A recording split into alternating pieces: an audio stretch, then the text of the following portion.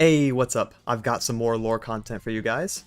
I've been getting a lot of comments recently about new players getting into the game, getting the deck they want, but then not knowing exactly how to improve or what to do to learn and get better at Legends of Runeterra. So I wanted to make an in-depth guide on how to learn the game from the ground up, and even some tips for returning or veteran players. Before I get into the video, if you're new, please consider hitting the subscribe button to stay up to date with my content.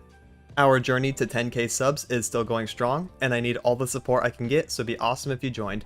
This is the only channel where you can get my specific style of content and in-depth guides, so you won't regret subbing. I also stream on Twitch often, so check me out over there if you're looking for live gameplay of someone who's hit high master tier every season, and even hit rank 1 in NA a while back, while being top 50 even right now. With that, I hope you enjoy this video. The first step to getting better in Legends of Runeterra is finding one particular deck you like. No matter what your playstyle is, there should be a few decks that every player can enjoy. If you're looking for an aggressive strategy, try a beginner spider or scout list. If you want something slower and more controlled, try a beginner Swain list. There's also many options for mid-range strategies that aren't quite aggressive or control, but somewhere in the middle. I cover many of these in my region videos, so I highly recommend checking those out for a starter deck. Then you want to play the same deck for 10 or so games. The more you play it, the better it is. What will happen is over the course of those games, you can feel the ups and downs of that deck. There will be games where you draw really good openers, and some games you won't. This is important because it will allow you to obtain a deeper understanding of your deck and the game as a whole. It will give a general assessment of hand strength even before learning matchup specific things. You'll be able to look at your opening hand and say, alright, this is really good, or alright, this is really bad, which is extremely important to figuring out your deck's win conditions and how to play towards them each and every game. Also, by doing this, you'll start to see and understand what your opponent is doing without really ever needing to focus on them. If you invest your time learning how your deck wants to play and play towards it, it's natural that your opponent will have ways to stop you, as lore is a very interactive game. You can think to yourself, okay, why didn't I win that game? It's because my opponent used a card that killed my main champion, or they played and killed me way too fast, and I didn't have ways to stop it. If you actively think in this manner, you will automatically absorb matchup knowledge and experience after each and every game, whether it's a win or loss. Speaking of which, Legends of Runeterra is in fact a knowledge-based game. The best way to get better at it is learning, whether through content such as this or your own experience in-game.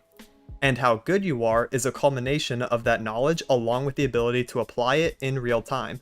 And this is just the basic stuff. I'm not even talking about board state versus hand state and reading opponents' intentions or their actions and guessing what cards are in their hand based on how they're playing. All that will come in time, as long as you keep playing. For example, listen very closely to what I say in this clip. Itch, get excited. What a game state. They must be down horrendous. You have to Whirling Death this, right? And Mystic Shot something else, and just take no damage and pray off a top decks. Is that what's happening? Yeah, it's... Huh? Did you catch that?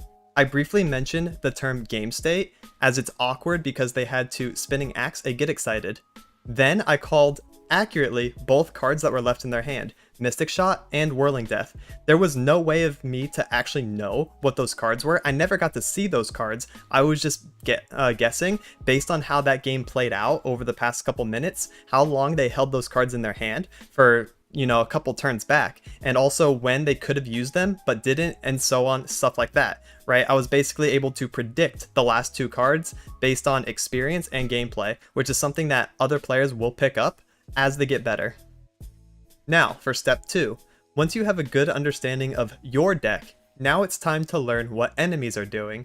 While you're automatically setting up your own victories by playing towards your deck's win conditions, almost as if it's muscle memory, you can pay attention to your opponent's deck. Read their champions, read their cards, watch the interactions that they're trying to set up, and attempt to gauge how powerful it is.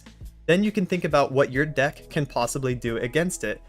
For example, if you're fighting Pantheon and you see one unit getting buffed over and over and you're playing spiders, it's always the right call to swarm the board and ignore their unit's existence. because you're going to do more damage to your opponent with your 6 units than their 1 is going to do to you.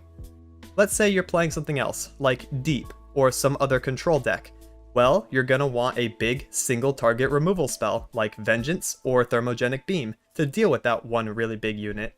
Bonus points if you have another small spell to pop a potential spell shield they're going to have. What's also cool is if your opponent pulls off a sick play that you think you'll enjoy, you can always look up if others have made that deck and copy it for yourself. This will increase your knowledge because it's good to play a variety of decks once you're more advanced at the game, to learn what every deck is trying to do. And finally, for step 3, once you master your own deck and also know what your opponent is trying to do, we get into the advanced level of play, and that is baiting resources and reading the opponent's hands. Let's say you're fighting Demacia, and they don't play anything on turn 2, floating their mana into 2 spell mana going into turn 3. It's always safe to assume they have at least 1 sharp sight and 1 single combat in their hand, depending on the deck of course, but most Demacia decks run both of those. You now have to adjust your own gameplay based on those cards. You want to take every action you can so that if they do use single or sharp sight, it's as beneficial and efficient for you as possible, so maybe you want to establish more units before attacking, so that your damage isn't mitigated by a sharp sight block. Another example is versus Freljord control strategies. It's super vital that you play around 4 mana Avalanche. If the opponent plays below 4 mana on their attack turn, you want to set up as many units as possible so that you can do a first action attack on the following turn before they're able to use their Avalanche since it's slow speed. Because if you try to play a unit, you will be punished by that card. This is called playing around the opponent's cards, and this does in fact stack and get quite tedious, where if your opponent is on certain amounts of mana, you have to play around multiple cards. The last advanced concept I want to talk about is baiting resources, which is basically just a step up from playing around cards. This is when you play a specific way to make it seem appealing for your opponent to play a card, but it's actually beneficial for you in some way if they play it. Like using a cheap removal spell to force them to use Troll Chant outside of combat to protect that unit.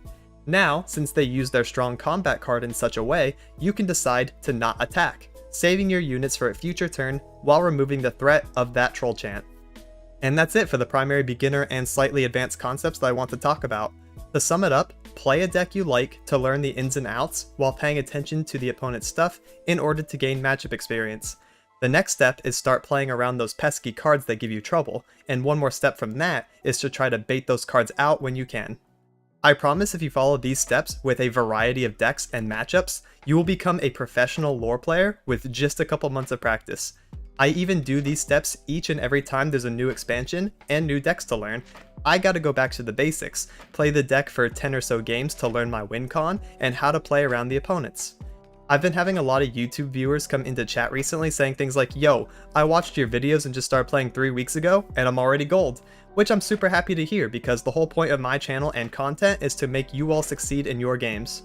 The last small tip I'm going to say is obvious, but it's watch more YouTube videos and streams if you really want to learn Legends of Runeterra. It's really fun to play casually and has a great competitive scene with in-client tournaments for real money, so it's beneficial to get good at if you so desire. Feel free to stop by and ask me questions and I'd be happy to help. And that's it for this one. Please like and subscribe if you thought this video was informative or entertaining. It really helps me out since I'm still trying to grow. I'll be releasing more deck profiles, guides, and gameplay highlights in the near future. Thank you so much for watching and have a good one. Laters.